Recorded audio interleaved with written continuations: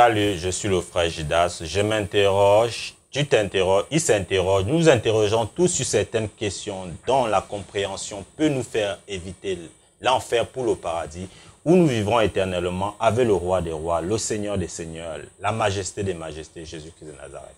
Et aujourd'hui, voici ta question. Tu aimerais savoir si Jésus-Christ était un prophète ou il est Dieu. Okay. Je tiens déjà à te remercier pour ta question, okay, qui est une contribution très importante pour le ministère, pour l'avancement de l'œuvre de Dieu. La divinité de Jésus-Christ aujourd'hui, d'ailleurs depuis toujours, fait l'objet de trop de controverses, okay, notamment dans la religion musulmane, okay, qui considère que Jésus-Christ était plutôt un prophète, okay, et qu'il n'est pas Dieu. Okay. Maintenant, tu aimerais savoir, okay, c'est ta question, okay, si Jésus-Christ était un prophète ou s'il est Dieu. Okay. Maintenant, je tiens déjà à te rappeler une chose. Okay. Dieu a trois caractéristiques qui lui sont propres. Okay. Trois caractéristiques qui lui sont propres. Aucun homme ne peut remplir une seule de ces caractéristiques. Dieu omniprésent, Dieu omnipotent et Dieu omniscient. Okay. Donc, il est question pour moi, en me basant sur la Bible, okay, sur la Bible, parce que comme je te dis sur la Sainteté FM, sur la Sainteté TV et sur www.lasainteté.com, nous ne sortons pas du cadre de la parole de Dieu.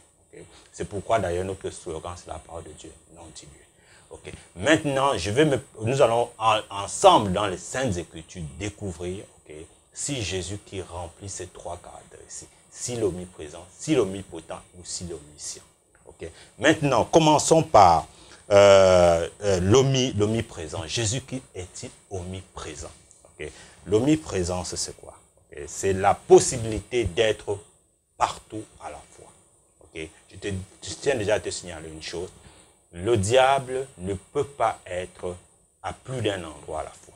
Okay. Il a un seul endroit à la fois et il a des espions partout. Okay. Donc, maintenant, est-ce que Jésus-Christ, lui, il est omniprésent? Il peut être à plus d'un endroit à la fois. Parce que si tu es à plus d'un endroit à la fois, cela signifie que tu es Dieu. Okay? Parce que c'est une caractéristique, comme je t'ai dit, qui n'est propre qu'à Dieu. Okay? Et maintenant, allons maintenant dans les Saintes Écritures, dans la Bible, pour voir si Jésus-Christ est omniprésent. Et je vais t'amener dans le livre de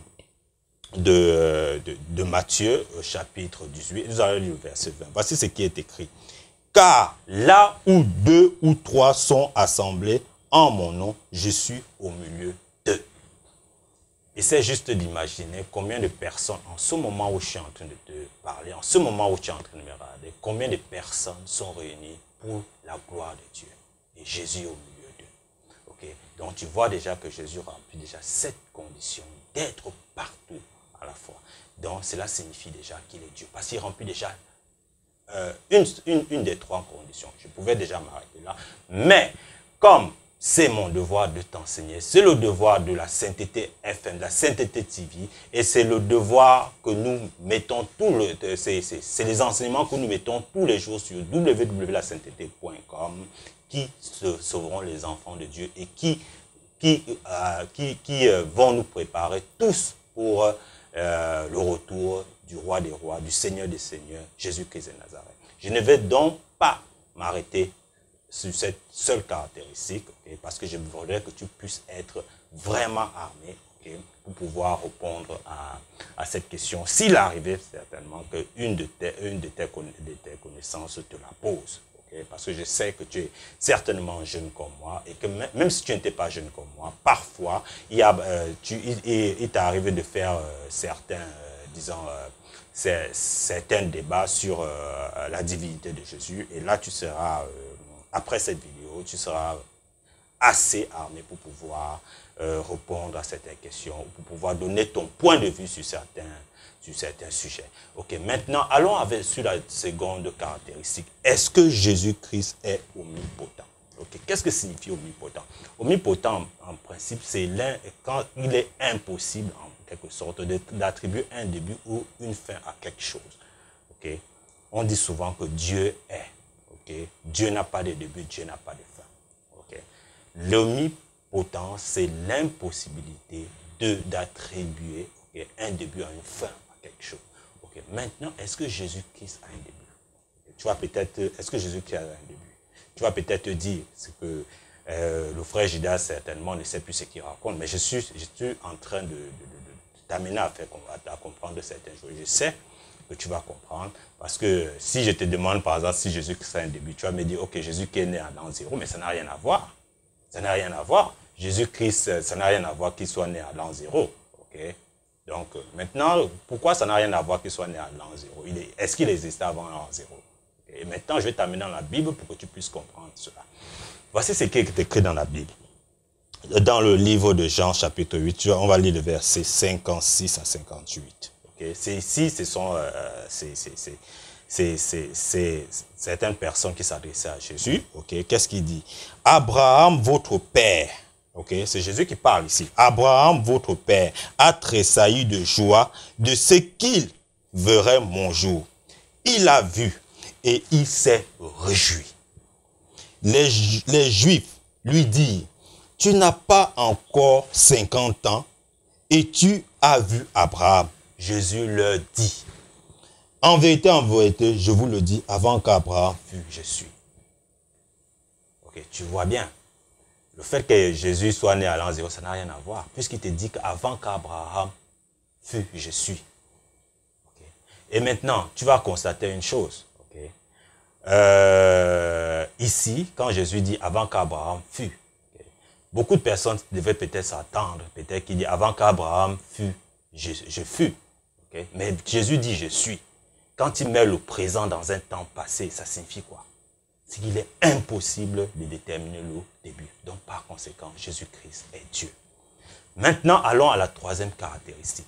Okay? Jésus qui est omniscient. L'omniscience, c'est la possibilité de tout connaître. Tout connaître. Je dis bien tout connaître. Le diable ne peut pas tout connaître. Parce que si le diable pouvait tout connaître, okay, il devait savoir que la couronne d'épines qu'il a fait mettre sur la tête de Jésus était la plus grande couronne de tous les temps. Okay? C'était la plus grande couronne qui avait la valeur dans tout l'univers, dans le monde spirituel comme dans le monde physique. Okay? S'il savait, il devait empêcher cela. Mais malheureusement, parce que Dieu ne l'a pas donné cette possibilité de savoir, il ne pouvait pas savoir que la mort de Jésus devait rendre Jésus au temps célèbre. Maintenant, est-ce que Jésus sait tout? Et maintenant, une des choses pour déterminer l'omniscient, c'est la possibilité, comme la Bible nous l'enseigne, de connaître ce que quelqu'un se dit au fond de lui, ou ce qu'il pense. Si tu réussis à déterminer ce que quelqu'un se dit au fond de lui, ou ce qu'il pense, alors tu es omniscient, parce que c'est le stade ultime. Je dis bien, c'est le stade ultime de la connaissance. Okay. Maintenant, est-ce que Jésus est omniscient? Est-ce que Jésus connaissait tout? Allons dans la Bible toujours pour le découvrir. Je vais t'inviter ici à lire Marc 2. Nous allons lire le verset 6 à 8. Voici ce qui est écrit. Il y avait là quelques scribes qui se disaient au-dedans d'eux. Comment cet homme parle-t-il ainsi? Il blasphème. Qui peut pardonner les péchés si ce n'est Dieu seul? Jésus, ayant aussitôt connu par son esprit ce qui se disait au-dedans d'eux, leur dit, pourquoi avez-vous de telles pensées dans vos cœurs? Tu vois bien qu'ici, Jésus a lu les pensées, il a lu les pensées des scribes. Il a su ce qu'ils pensaient.